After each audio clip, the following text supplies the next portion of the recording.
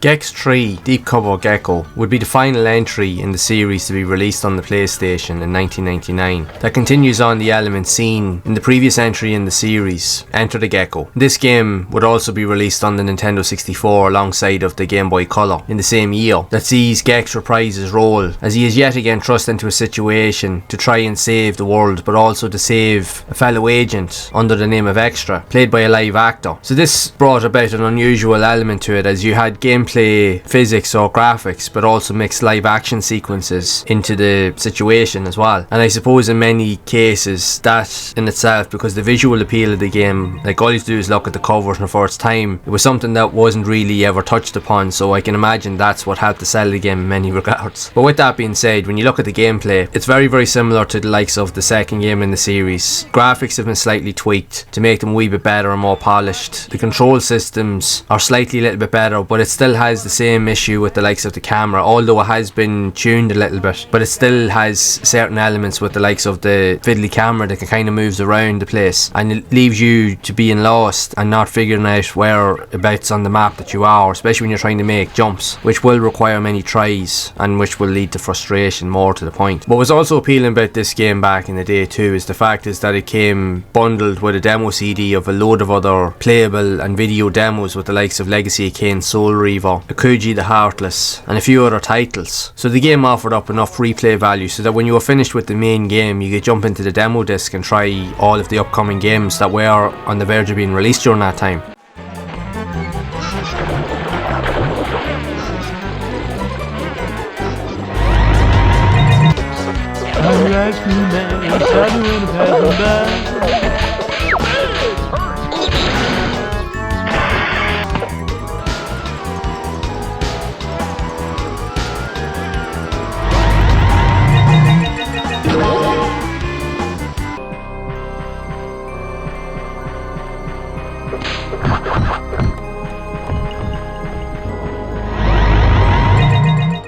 So as you go through Gex 3, very like the other games in the series, you are tasked with going through different environments where you'll have to reach through like a world map that will take you to different locations, each with their own objectives, where you have to find unlockables, items that you will need in order to progress, but not every area or item is accessible in the beginning. You'll have to come back at a later stage in order to acquire them. So it does add a level of replay value to the experience. Now it's a fairly decent game for what it does represent, although it's not the best platformer on the PlayStation, and it was reflected in its reviews, as it got a bit average or above average reviews across the board, stating it to be more of the same. But while there was a few subtle tweaks across various elements, it didn't do enough to change or stand out amongst a sea of other titles that were being released at the time. But the fact is that the content that was available inside was definitely its biggest selling point, in all fairness. But it's an interesting title all of the same. It's a good alternative to any of the other games that are on the PlayStation in the same genre. It's also a good addition to the Gex series, but very little has been known after this whether there will be any sequels. There hasn't been really any news or information for a very long time, so it'll be difficult yet interesting to see if there will be any re-envisionings of this game or even other games in the series moving forward. But with that being said, I would love to know your thoughts on this game or any of the games in the series that were released on the PlayStation, and what did you think of them overall? Did you enjoy these platformer games, or what other types of 3D platformers on the console did you enjoy equally as much? So be sure to share it down in the comments below. And if you would like to see more content around other types of 3D platformers like this that were also released on the PlayStation, then you can check out the playlist here on screen to see more of those games in action. And as always,